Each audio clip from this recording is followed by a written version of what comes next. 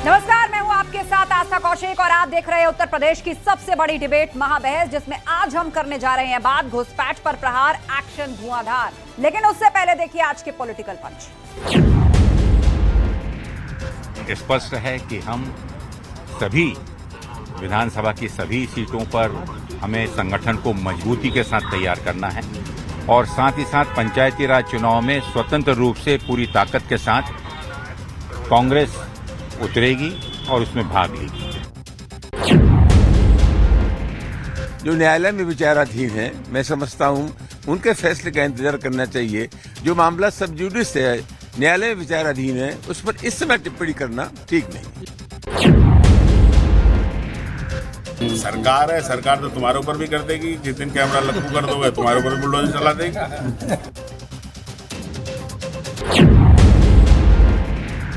जब पंडित जवाहरलाल नेहरू बाबरी मस्जिद के मुद्दे पर सरकारी खजाने से पैसा खर्च करने की बात जब उन्होंने छेड़ी थी, सरकारी खजाने से पैसा खर्च करके बाबरी मस्जिद बनवाई जानी चाहिए, उसका भी विरोध यदि किसी ने किया था तो गुजराती मां की कोख से पैदा हुए सरदार वल्लभ भाई पटेल ने ही किया था मेरे घर।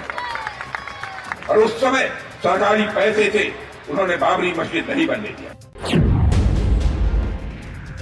देखिए, ये नई नई बातें निकाल के लाते हैं। पटेल साहब ने आरएसएस को बैन किया था, पटेल साहब ने बैन किया था, और पटेल साहब कुछ और दिन जिंदा रहते तो इनको ठीक कर करके जाते। पटेल साहब ने तो इनको बैन कर दिया था। नेहरू जी बहुत बड़े दिल के आदमी थे, सबको गले लगाते थे। नेहरू जी जैसा व्यक्तित्व कोई दूसरा है ही नहीं।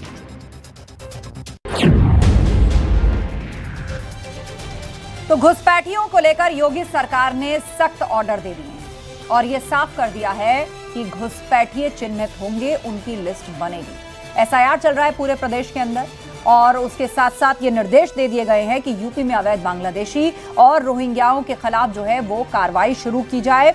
सीएम योगी ने हर मंडल के अंदर डिटेंशन सेंटर बनाने के निर्देश दे दिए हैं। नगर निकायों में काम करने वालों की भी पहचान की जाएगी। आज इसी पर हम महाबहस करने जा रहे हैं और जो गेस्ट पैनल हमारे साथ जुड़ रहा है उससे आपका इंट्रोडक्शन करा देते हैं। हमारे साथ मोहसिन रजा जी हैं, पूर्व मंत्री यूपी सरकार।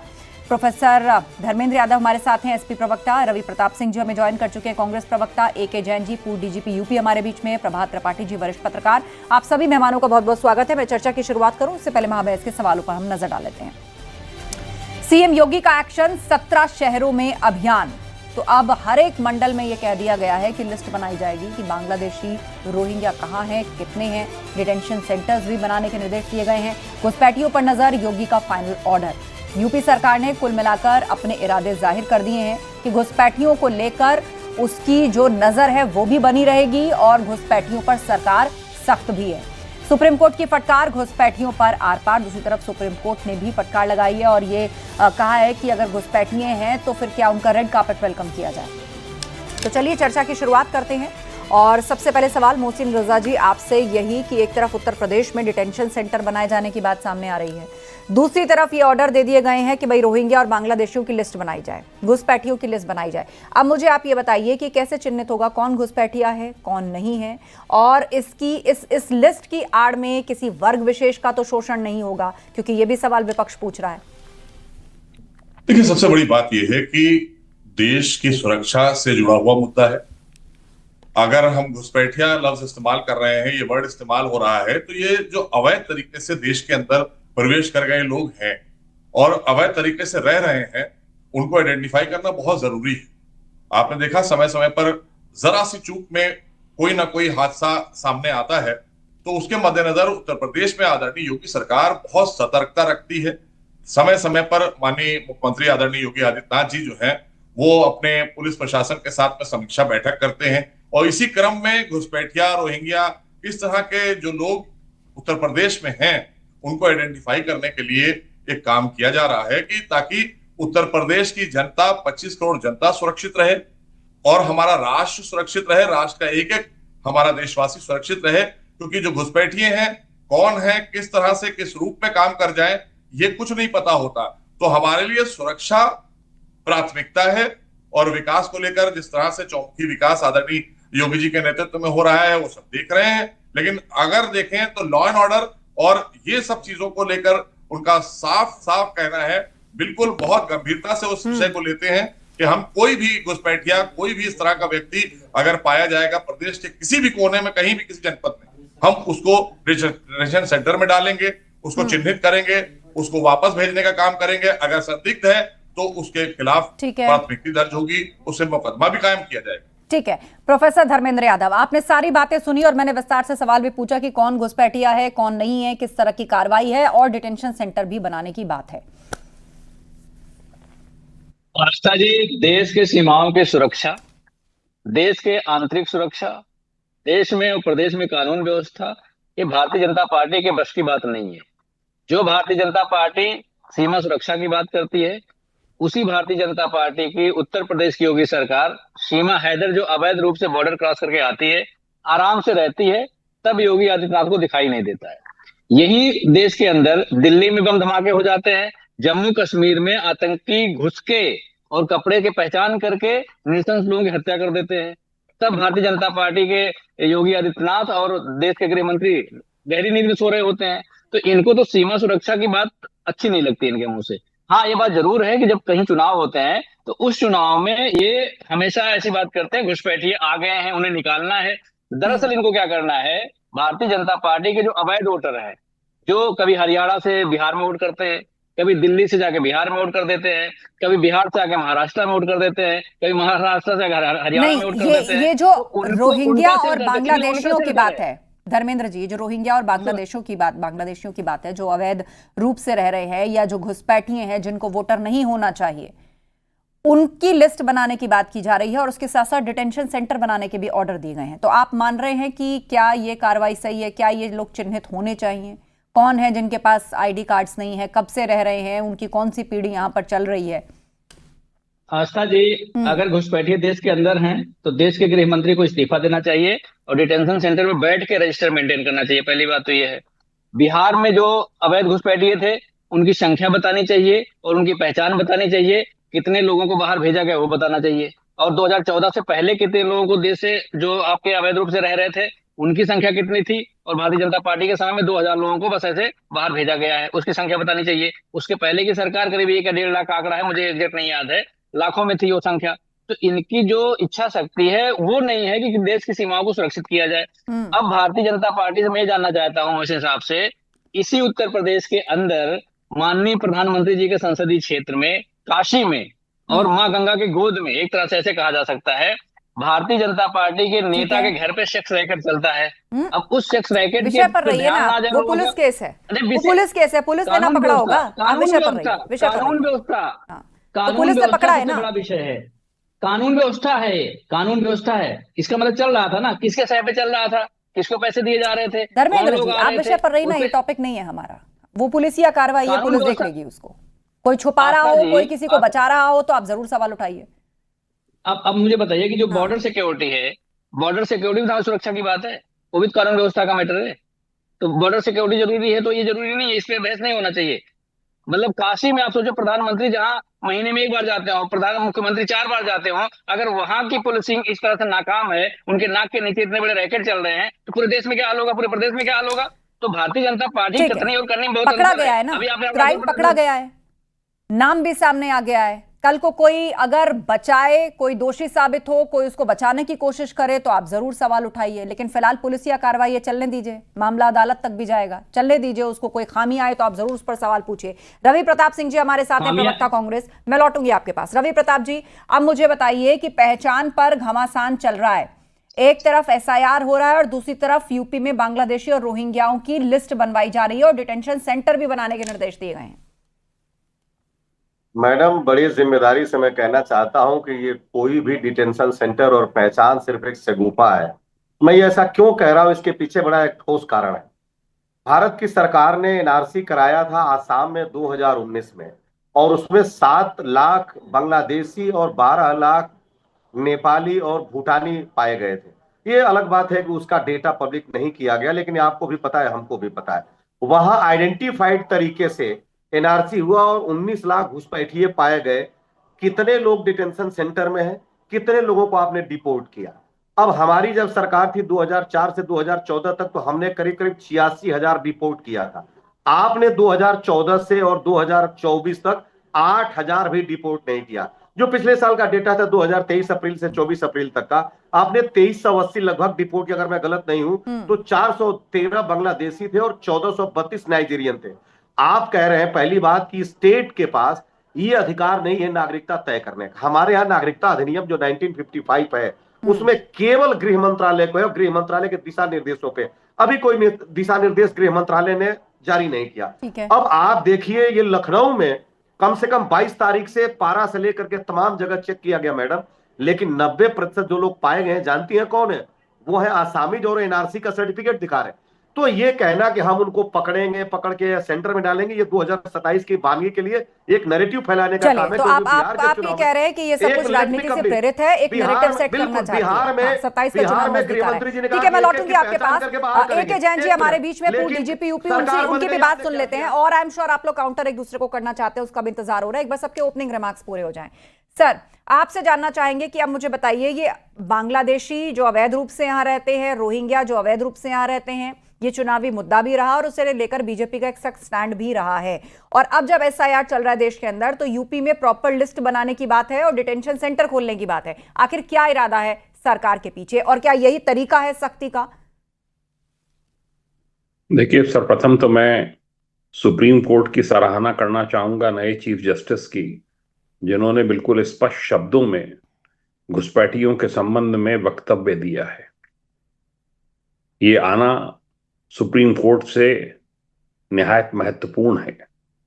उन्होंने जो कहा कि क्या उनके लिए हम लाल कालीन बिछा दें, देश के संसाधनों पर कब्जा करते हैं, देश में वैसे ही गरीबी है, यहाँ के संसाधन बढ़ते हैं, उसी दिशा में कदम उठाए जा रहे हैं, उठाए जाने चाहिए। घुसपैठियों को चिन्हित किया जाना चाहिए, घुसपैठियों को डिटेंशन सेंटर्स में डाला जाना चाहिए। जब उनकी आइडेंटिटी एस्टेब्लिश हो जाए कि वो बांग्लादेशी हैं, वो रोहिंग्या हैं, उनको उनके देश को डिपोर्ट कर देना चाहिए। ये किया जाना नितांत आवश्यक है कानूनी दृष्टि से। लेकिन सर, इसके साथ एक सवाल ये भी खड़ा होता है ना, इतने साल से बात हो रही है, आप सोचिए 1 दशक से बात हो रही है, अभी तक क्या हुआ है? कितने लोगों को डिपोर्ट किया गया है, कितने लोगों को चिन्हित किया गया है? क्या चुनाव में ही इस मुद्दे को उठाया जाता रहेगा या सुना जाता रहेगा, या जमीन पर कुछ हुआ भी है? नहीं, क्यों नहीं हो रहा है। जो SIR की प्रक्रिया चल रही है वेस्ट बंगाल में, वहां से हजारों प्रतिदिन बांग्लादेश का बॉर्डर क्रॉस करके बांग्लादेश में एंटर कर रहे हैं, पश्चिमी बंगाल को छोड़ के जा रहे हैं। आप बॉर्डर्स के ऊपर पता करिए क्या स्थिति है, वहां पर मारामारी है बिल्कुल। इसका फर्क पड़ रहा है। बिहार में जो ये बात थी कि SIR लागू हो जाएगा तो वहां पे वोटिंग प्रतिशत गिर जाएगा, 8% वोटिंग प्रतिशत बढ़ गया वहां पे। जो डेड लोग थे, जिनकी डेथ हो चुकी थी, जो वोटर लिस्ट में जिनके नाम थे, वो जिनकी जगह जो वोटिंग करते थे और डुप्लीकेट नाम थे, वो सब हटाए गए। तो ये क्या हटाए जाना अनुचित है? कितने रोहिंग्या और ये बांग्लादेशी इन्होंने आधार कार्ड बनवा लिए हैं, और आधार कार्ड बनवा के अगर वो वोटर का राइट लेना चाहते हैं, वो थोड़ी तय करेंगे हमारी डेमोक्रेसी में कि कौन हमारे नेता होंगे। घुसपैठी हैं, घुसपैठियों की तरह ट्रीट किए जाना चाहिए। उनका यही हश्र होना चाहिए कि उनको तत्काल देश के बाहर किया जाना चाहिए। ये नेशनल सिक्योरिटी के लिए नितांत आवश्यक है। ओके सर, मैं लौटूंगी आपके पास। प्रभात त्रिपाठी जी, वरिष्ठ पत्रकार हमारे बीच में। प्रभात त्रिपाठी जी, अभी तक जो हम मुद्दा घुसपैठिया सुना करते थे, अब ये एक्शन का वक्त चल रहा है, लिस्ट बन रही है, डिटेंशन सेंटर की बात हो रही है उत्तर प्रदेश के अंदर। तो आपको क्या लग रहा है कि क्या वाकई ये सब राजनीति से प्रेरित है? क्या ये सब कुछ चुनावों के लिए है, या जो स्टैंड हमेशा से बीजेपी सरकार ने रखा कि भाई नागरिकता वाले ही इस देश के नागरिक हैं, जो घुसपैठिए हैं उनको वापस लौटना होगा? देखिए आस्था जी, इसको समझना होगा। अभी मैं जैन साहब की बात को आगे बढ़ाते हुए कहूंगा कि जिस तरीके से कोई भी अगर देश की आंतरिक सुरक्षा के लिए काम, देखिए पहचान का संकट, भाई जिसकी पहचान का मामला है, SIR हो चाहे रोहिंग्या का मामला हो, ये जितने भी बांग्लादेशी और घुसपैठिए हैं, इनको चिन्हित करके ये रेकी करते हैं। ये कूड़ा बीनने के अब 17 नगर निगम में अगर योगी आदित्यनाथ ने आदेश दिए हैं तो इसको पॉलिटिकल इशू नहीं बनाना चाहिए।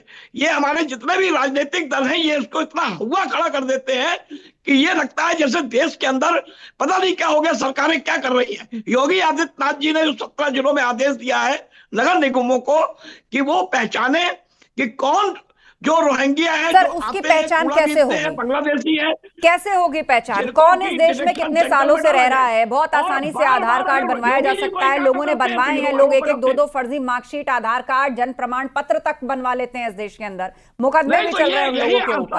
तो अब बताइए कि कौन कितने साल से रह रहा है और कौन वोट दे भी चुका है, उसको कैसे इंक्लूड एक्सक्लूड करेंगे? सरकारें रही उत्तर प्रदेश के अंदर, सरकारें इनकी भी रही है।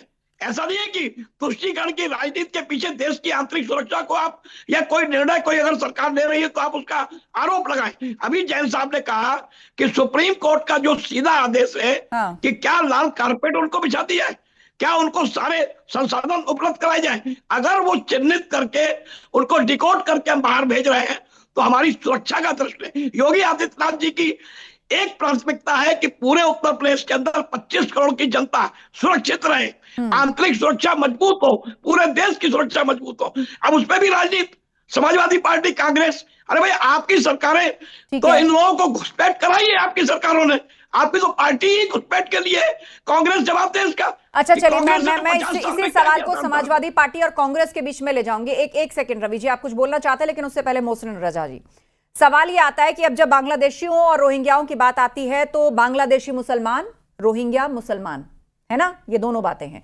लेकिन जब इन दोनों की बात आती है तो विपक्षी पार्टियों का यह कहना है कि आप इस बहाने से अपने ही देश के मुसलमानों को खदेड़ के बाहर कर देना चाहते हैं, या मुसलमानों को अनस्टेबल करने के लिए ये सब हो रहा है, उनसे उनका वोटिंग राइट छीन लिया जाएगा, उनको हटा दिया जाएगा।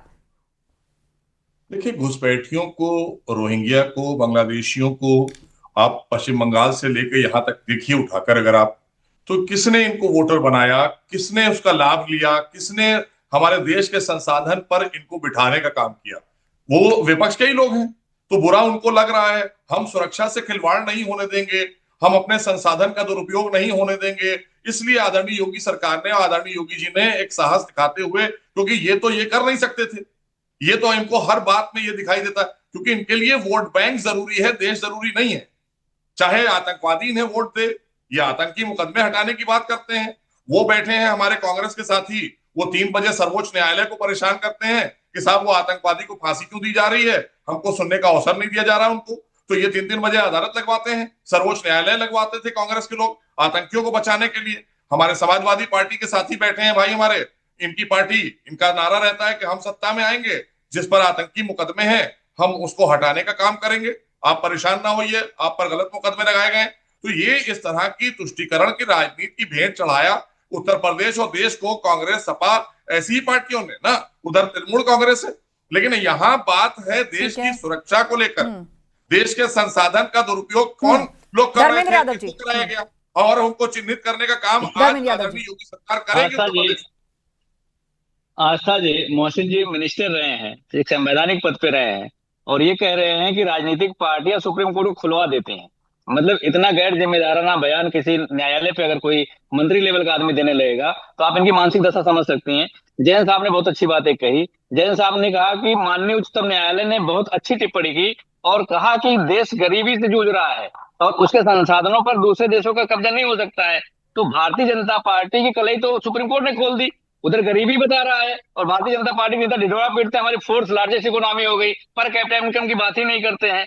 तो अगर भारतीय जनता पार्टी की सरकार है और सीमाएं भारतीय जनता पार्टी के हाथों में है, रोहिंग्या मुसलमान हो, चाहे बांग्लादेशी हो, चाहे घुसपैठी हो, अगर ये आ रहे हैं तो इनकी जवाबदेही किसकी होनी चाहिए? देश के गृह मंत्री की होनी चाहिए। लेकिन पूरी बेशर्मी से हंसते हैं। हमारे देश की सरकार की है सर, धर्मेंद्र जी, देश की सरकार की है तो देश की सरकार उस कार्य को कर तो रही है ना, हम कर तो रहे हैं। अब आपको उसमें हो रही है कि साहब ये हमारे वोटर हैं, क्योंकि वो आपके वोटर बन चुके हैं, आपने उनको वोटर बनाया है ना।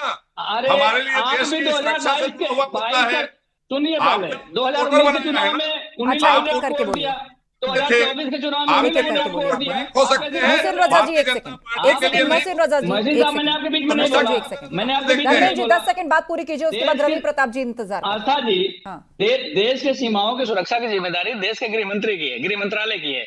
अब आप मुझे बताइए, जिसका अधिकार ही उत्तर प्रदेश सरकार को नहीं है कि उन्हें डिपोर्ट कर सकता है, तो वो कैसे कर देगा डिपोर्ट? इसका मतलब ये मोहसिन हवा बना रजा जी रहे हैं, बताइए। फर्जी का काम कर रहे हैं। जब मोहसिन इनमें रजा जी। अधिकार ही नहीं है, ठीक मान है, लीजिए अब आप 10 सेकंड किसी उनका काम जवाब करने सुनते के हैं। राइट नहीं है। मोहसिन जी बोलिए। देखिए, इसकी जिम्मेदारी सभी संवैधानिक पद पर बैठे हुए, क्योंकि हमारी सरकार केंद्र में भी है, हमारी अरे सरकार सभी मतलब उत्तर क्या होता प्रदेश में है? भी है, सभी अन्य मतलब क्या राज्यों होता में है? है। हमारे जवाब लिए सुनिए। देश प्रथम है भैया। हम देश के एक एक नागरिक की सुरक्षा चाहते ठीक हैं, है। इसलिए आदरणीय योगी जी उत्तर प्रदेश में इस तरह के लोगों को चिन्हित कराने का काम करके चलिए ठीक है, उनको पहले कांग्रेस डिटेंशन प्रवक्ता सेंटर रवि में प्रताप डालेंगे, सिंह जी बाद में हमारे रिपोर्ट बीच में लेंगे हैं जब- और वो जवाब भी देना चाह रहे थे। रवि जी बोलिए। आस्था जी, मैं मोहसिन जी से पूछना चाहता हूं कि कह रहे थे कि वोट की चिंता हमको सताती है। भाईजान, हमको वोट की चिंता सताती तो 86,000 हम 10 साल में डिपोर्ट नहीं करते, और 2014 से 7,000 अभी आप डिपोर्ट नहीं करते, तो ये दर्शाता है कि वोट की चिंता आपको है।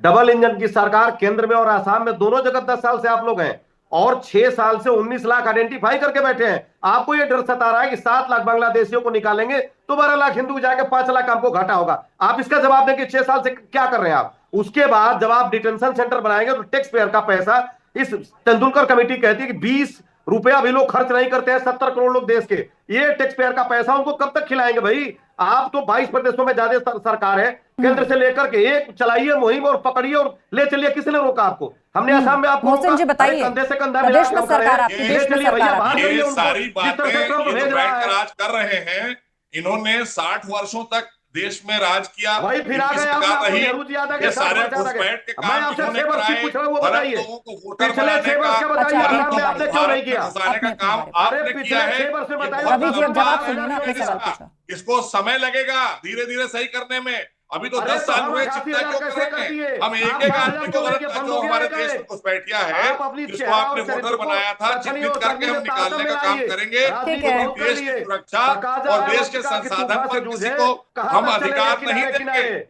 या आपने किया था, आप लाए थे सबको, आपने चलिए। गले लगाया था। ठीक है, ये आप प्रभात लाए त्रिपाठी जी, तो प्रभात कांग्रेस त्रिपाठी जी, के उनका वॉल्यूम क्यों डाउन है? उनको खिला रहे हैं हाँ, भैया, खिलाइए। एक सेकंड रवि जी। मैं लौटूंगी। प्रभात जी कुछ बात रख रहे हैं, उसके बाद मैं AK जैन जी का रुख करती हूँ। प्रभात जी। मैं ये कह रहा हूं, अभी हमारे साथी धर्मेंद्र जी कह रहे थे कि राज्य सरकार को कोई अधिकार नहीं है डिकोड करने का। डिकोड केंद्र सरकार करेगी, लेकिन राज्य सरकार, योगी सरकार चिन्हित करेगी। लिस्ट बन रही है 17 उसी नगर के निगम लिए। में उन्होंने आदेश दिया है लिस्ट कि बन रही कौन है। रोक दिया है, कौन घुसपैठिया है, उसको चिन्हित कीजिए। चिन्हित आदेश का की काम कॉपी करने का दिखाइए भाई। काम राज्य सरकार का है। आदेश की कॉपी डिकोड दिखाइए करना ना। केंद्र सरकार का आदेश है। आपने मैं किया है धर्मेंद्र जी क्या? की बात का जवाब दे रहा गृह हूँ। मंत्री हैं क्या आप? नहीं, आप गृह मंत्री हैं। गृह मंत्री को चिट्ठी आई है, दिखाइए जरा। आप कुछ भी बोल कोई के चले जाएंगे। नोटिफिकेशन हमें जारी तो- नहीं हुआ है, धर्मेंद्र जी, सर। आपको तो राजनीति करनी है। कहाँ हर चीज एक में आपको सेकंड। राजनीति दिखती है भाई। अरे भाई, आप पहचानते आप क्यों संकट कर रहे अमित शाह जी को बोलिए, पहचान आके अगर दिखा किसी दें। की जा रही है आप ही तो अगर आप गृह बचाव मंत्री क्यों हो कर गए रहे तो हो? होगा अपनी बात अपनी तो। बारी पर बोलिए। Sir, there is no notification issued by state government, only verbal order had been given. State government का काम है चिन्हित करना।